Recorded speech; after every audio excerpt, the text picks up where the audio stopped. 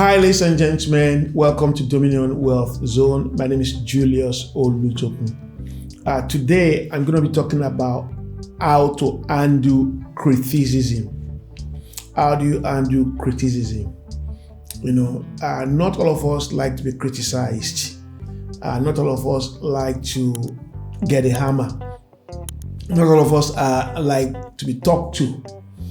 And so today, I'm going to be sharing with you how do you undo criticism positively. How do you undo it to your own advantage? How do you undo it to your own benefit? The first thing we're going to look at is what is criticism. Criticism is from the Latin word criticus. And criticus, that word criticus means something critical. Something decisive. It means the ability to judge, the ability to discern, the ability to be able to comment either positively or negatively on something. So how do you undo criticism? So what is criticism? Now we've looked at the word criticus, and criticism is from the Latin word called criticus. Now criticism is a form of opinion that either positive or negative that is given by someone on a particular subject.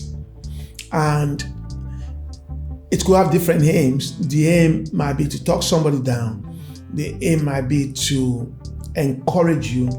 The aim might be to challenge you. But most times, criticisms are mostly negative, but there are some positive ones. But one thing I've got to tell you is that even in the midst of the negative ones, you can get some positive things to take away with. Sometimes when the husband or the wife criticize one another, this has caused crisis in many homes. When people at work criticizes you, you feel bad about it. When your friends or your foes, your enemies criticize you, you feel bad about it.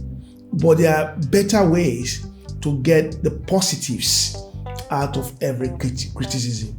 Now, there are 7 things I want us to talk about, or I want us to look, and I'm going to talk about, there are 7, but I'm going to chip in another one to make it 8, but there's 7 I want us to look at. Number 1, when you are faced with criticism, the first thing you've got to do is to be positive-minded. Don't switch off.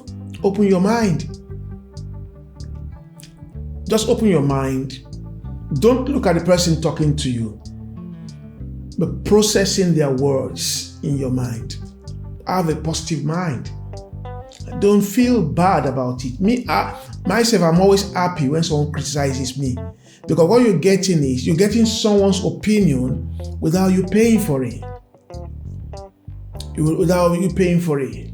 You're getting someone's idea without you paying for it. And they think most times that they are doing you bad. But I take them to be good.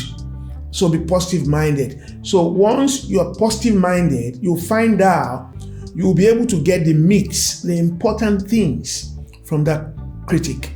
Number 2, listen to understand and not to respond.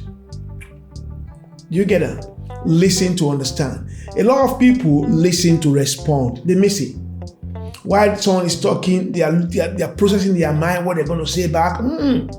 Listen to understand what is being said. Because in the midst of what is being said, there are lots that are not said in words. I used to teach communications, and most type of communications are non-verbal. 75% of communications are non-verbal. There are things that people do demonstrate. They show by their facial expression. They show the way they move their legs, the way they move their body, the way they move their hands. Those are the most important parts of communication. Someone could be saying, I love you, but in their face, this is deceit. Or someone could be saying, don't be silly. And you feel they are putting you down. No, they're just telling you, they're just advising you, don't be silly. There's a better way to do it.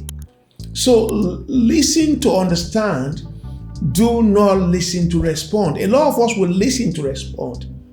And I always believe that we have 2 ears and 1 mouth. So you need to listen more than you speak. So sometimes someone is criticizing me or they're talking to me and talk for about 41 minutes to 1 hour. And when I'm going to respond, I respond for 2 minutes or 3 minutes or 5 minutes. It's not that I don't have what to say more, but the other ones, I've got to go back in and process them. I've got to work on them. Number 3, you need to stay calm. When someone wants to talk to you, and if it's a wise speaker, and they find out that you're not calm, they will reduce what they want to say. You will not get all the words out of them. But when someone wants to talk to you and you're very calm, very attentive, focused on them, you give them all the attention and you are nodding your head in agreement to what is being said, they will say more. Because they don't see you as coming across as being, oh, you want to attack me, I want to give you back. So they stay calm. Even in the world of business, even in the family, your children want to tell you something, you become so agitated, they just keep quiet, they go back into their shell. But when you calm, tell me what you want to say. Oh, Mom, I just made a mistake and I broke a plate. Now, he said he's broke a plate. So you do this. So he started shouting. He wants to say, I broke a plate, and the plate fell on the floor and splashed and went and hit the TV. So you have not allowed him to finish. So you just say, I broke a plate. You broke a plate. I'm going to... And he goes back. 2 days after, you say, who broke the TV? I don't know about it. Because he told you about the plate. You want to kill him. It's not, I don't know nothing about it. So stay calm. Stay calm. Don't rush it. Listen. Number 4, don't assume what is being said. There are some things, some people criticize you and they say something. Don't assume. Be attentive. Open your mind, like I said earlier on, because assumption is the mother of frustration and is the uncle of confusion. So when you start assuming, oh, I know he's just criticizing because she doesn't like me.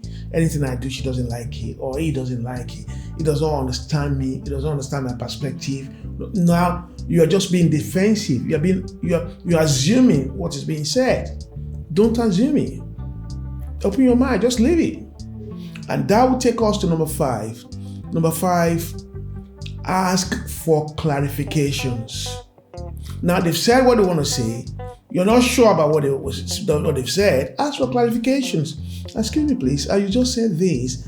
In what way, shape, or form? Or what do you mean by that? Can you please advise me or elaborate on this topic? Expatiate it. Can you please throw more light onto this? I don't understand this. Ask for clarifications. This is someone giving you a free piece of advice that you're not paying for. Ask for clarification. Ask them, please, can you clarify? Can you explain more? Can you throw more light on this? Please, I need to understand this. I've not seen it this way. And when they see that you are receptive, they pour more onto you. Then number 5, don't take it personally. Or number 6 rather, don't take it personally. A lot of people, they make these mistakes when someone is criticizing them, they take it personal. They say, I know that's what it's going to say. You understand? They just take it personal. No, it's not. Don't take it personal, especially when they are professional criticism. When someone is writing a report, give me a feedback on what they observe, either about your company, about your ministry, about your family, about your life, about your business. Don't take it personal. Just take it with a pinch of salt and go and reflect on it. Because by the time you start reflecting on it with another mindset, with the eye of, if you put yourself in the position of a customer, say, I want to be a customer to my business, and if I'm treated this way, will I like it? You understand? So don't take it personal. So you use an holistic view. I have an holistic view of it and begin to think, if this happened to me, what will I feel? That will take us to number 7. Number 7, think objectively on what was being said or what is being said. Think objectively on what is being said. Be objective. Don't think, oh, I've made up my mind. I think this is the way it should be done and it can't change. No, you're not being objective, you're being subjective. Be objective on what is being said. Think about it.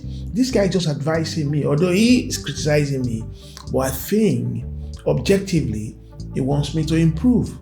Objectively, he wants me to do well. Objectively, he's giving his own view. Objectively, well, that's his level of understanding. I understand a bit more.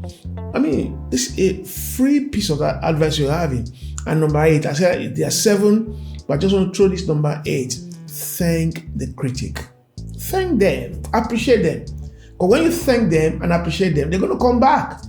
They're going to feel, although in your mind, you're feeling, I don't like this.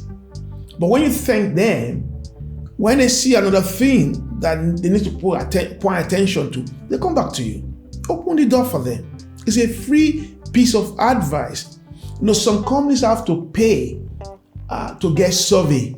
They have to pay to get survey about their product, about their customer services, about their businesses. But you are getting this for free. So guys, take criticisms positively and work on them. And this will make you to improve. Thank you for listening to this and thank you for watching this. I'll see you in the next episode.